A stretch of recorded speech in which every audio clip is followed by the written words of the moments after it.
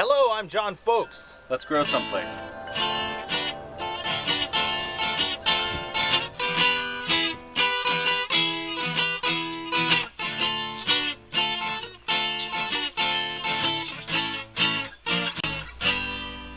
This is my garden. It's in the Pacific Northwest, Washington State, on Whidbey Island. I've got lots of stuff in it. Here's some rosemary, some irises. In the white box there, I've got Tuscanino kale. I've got a lot of Tuscanino kale all over my garden. Here I've got some brassicas. They're like broccolis, and in amongst some ferns. The ferns are asparagus ferns. That's what they do when they grow up. Here's a funky little head of broccoli. It's a crossbred plant, but we've been eating the leaves off of them, so it doesn't matter. Juice up all those leaves. They're really good. You know, big, huge leaves. They were even bigger than that earlier in the year. Just we've been really cutting on these plants, and they just keep putting out. And it looks like the slugs have been cutting on them too. Fact of the Northwest is slugs, I think. I know it's a fact of Whidbey Island. There's my asparagus fern. I'll building up more roots for next year. Actually, for maybe even fall. Another Tuscanino kale. And one of the brassicas going to seed. Oh, there's a grapevine. Grapevines are always fun. I've never grown grapes before, but that one needs to be tied up soon. And more Tuscanino kale, of course. Always have more Tuscanino kale. Can never have enough of that.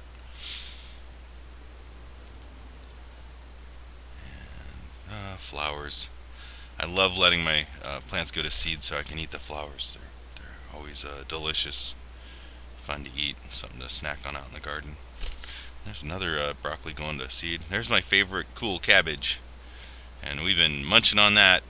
It's a really awesome plant. I really like that plant, and I'm going to have to get more of them. Hey girls, how's it going? Chickens have been moved. They're constantly being moved a little bit. Tuscanino kale and some red Russian kale, and the light green stuff there is Swiss chard. That was all accidental. I didn't really plant any for the summer. I had it growing all winter long. Lots of tomatoes. I didn't buy a seed or a plant or anything. I got some seeds from John Kohler of growingyourgreens.com and planted them, and there you go. And coming up the other side here, we've got dried out seeds. When brassicas go to seed, they have these pods, and if you let them dry out and you pop them open, they'll drop out into your hand. To think that little tiny seed could grow into a full broccoli plant. There are some potatoes. I found them growing in a bucket, so I stuck them into that big thing, and it's just filling it out. And of course my roses. Here's a rose that I showed last time. Was just a bud a month ago. 2 weeks ago it was just budding, and it bloomed. That's what it looked like 2 weeks ago. I thought I'd share that with you. More buds coming up on it for a stick I stuck in the ground a couple years ago. Hey, there's my nettles, and more potatoes, and some more brassicas, and some dino kale, and some potatoes. And there's my mess of strawberries and some buckets, and the white buckets there in the back have sunchokes in them. They're really getting tall. I didn't have anywhere to plant those two, and I figured, what the heck, I'll try them in buckets and see what happens. And of course a whole bunch of potatoes here. This one here is looking droopy. He's been in there for a while though. Maybe it's the lack of water, but the stem seems firm, so. And a nasturtium, and an itty bitty little nasturtium in the back there too. But not that one, the other one. Another nasturtium, and some more tomatoes. I don't know what's wrong with that one. It's looking kind of like it's deficient in something. Maybe phosphorus. I don't know. Lack of water. It's been really dry here the past 2 months really. It's been extremely dry in the Northwest. In fact, this is probably one of the longest dry spells I've seen ever this time of year anyway. And another tomato plant. I've been putting off pruning my tomatoes for time to do an actual whole little bit about it, but I just, every time I'm in the garden, I pick off little sappers like this usually, and just pop them off of there and throw them to the side. That way they don't put so much into growing foliage as they do into growing buds and tomatoes. Especially here in the Northwest, we have to make, it's really a good idea if you have a indeterminate plant to pick these sappers off. A little bit different with a determinate plant. Okay, so that's the first half of my garden. Now let's go check out the other half.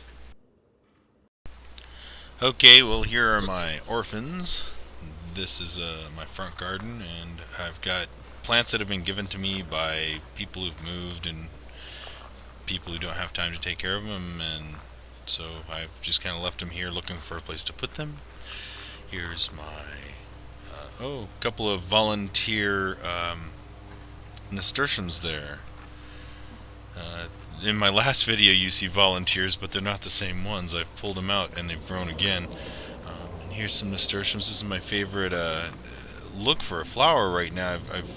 I'm trying to make my flowers grow to look like this, so I'm working towards getting this blood splatter flower look. I don't know, it's kind of cool. Oh yes, picking off flowers. Nasturtiums are edible. They're delicious. They taste like a radish. Moving on. Here's John Kohler's of growingyourgreens.com. I bought some Jerusalem artichokes, or sunchokes, from him, and they're growing beautifully in the Pacific Northwest. I'm hoping I get a bumper crop of those, and then I hope I like them. A couple Tuscanino kale that I planted in a video just recently, or maybe didn't plant them on the video, but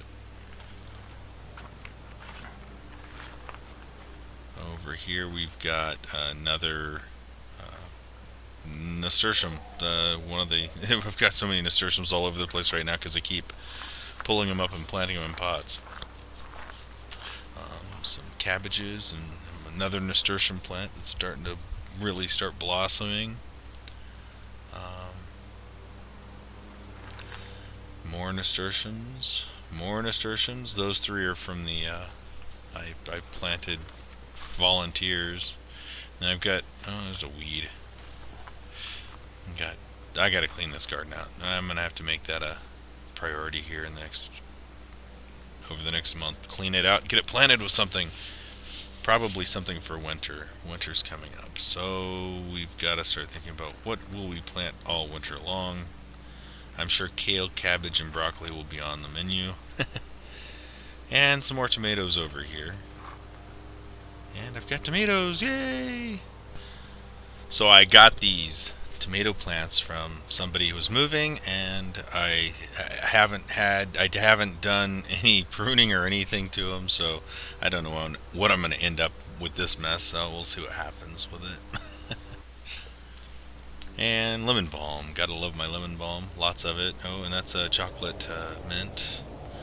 And here's the mint. I really need to cut this and start drying some more mint for mint tea. And yet another nasturtium. Oh man, I'll tell you, they just keep growing and growing and growing. And this is the angle I shot the transplanting video from, and you can see the marigold there that I planted during that time. That'll hopefully bring in more bees. I've seen several bumblebees in the garden. It's been great. Several bees in the garden this time. Hopefully we'll get a nice bunch of seeds. And this here is a nice firm cabbage growing here, and hopefully I'll be able to use it for something.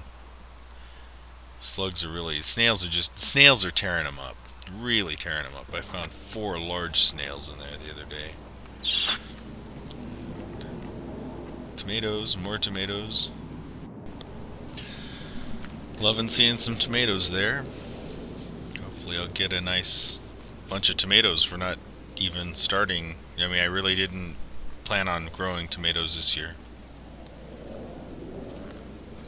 And here's where I dug potatoes the other day. I need to move this here back by the compost pile. And there's some more sunchokes from John Kohler. Growing, looking for a frog. Now, there was a frog in here earlier. I think I put the video at the beginning of this. So, and just around the edge from that is a squash garden. So I've got lots of plants of squash in here. I was planning on planting more squash in the backyard, or farther back in the backyard, but I never did. So, and what's up with this little plant? It just doesn't seem to be getting what it needs, and the slugs are just devastating over here. Slugs and earwigs. But the crimson runner beans seem to be loving it over here. It looks like I'm going to get beans pretty shortly. And they're just, I put up this trellis and they're just skyrocketing. They're just stretching up, stretching way on up to the top of the trellis. It's really cool. I'm glad I put it up as high as I did. And they're just, I love the look of crimson runner bean flowers. They're beautiful, and the beans are really delicious as well. And here's some peas. And hey, we've got peas. Excellent. And there's nothing better than having a nice fresh snow pea. These were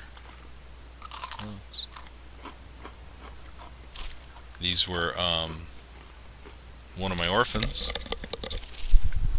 and I planted it there. And squash flowers. Oh, look, a little squash.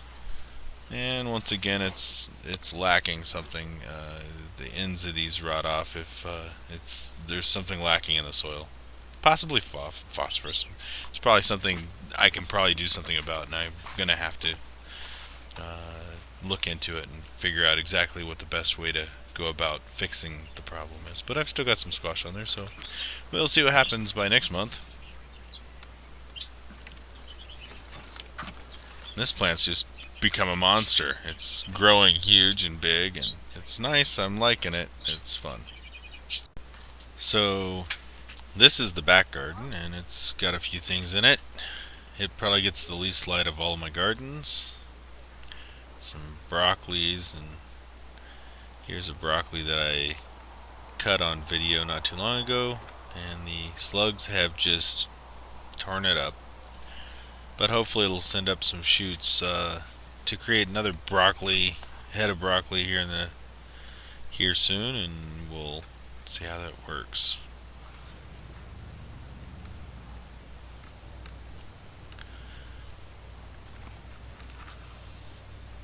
And right down in the stem too.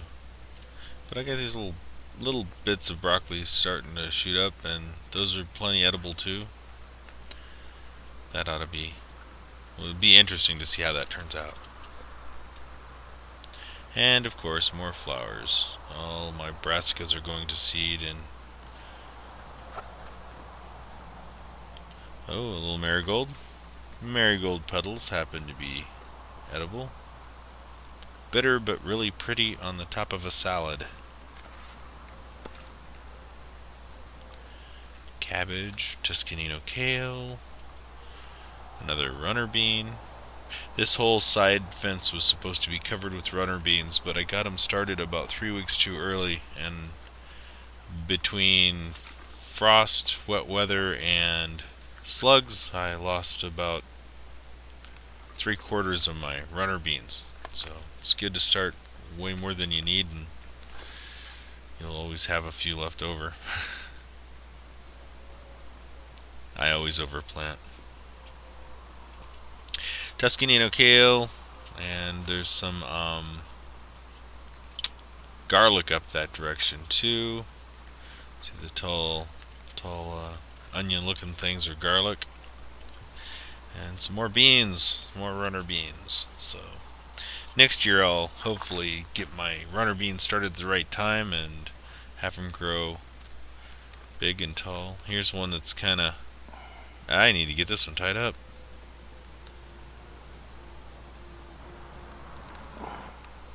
Yeah, get that one tied up here soon.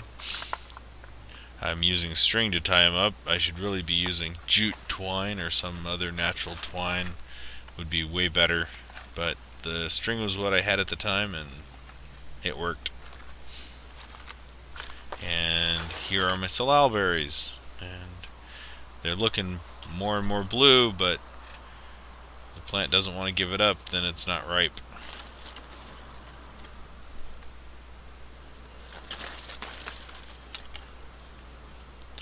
I'll pick one and show it to you anyway.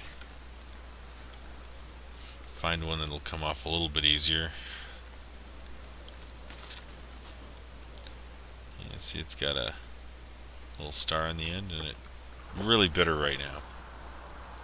And here are my ripe berries. They're salmon berries. They're ripe, and I'm running out of them.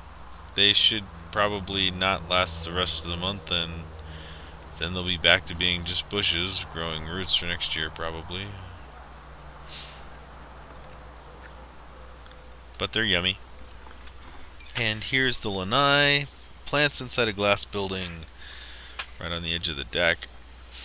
And I've got them all twisted around jute twine to take them up. These guys might last all the way into January again. Last year I had yellow tomato actually last all the way to January, February, when it got way cold and it killed it.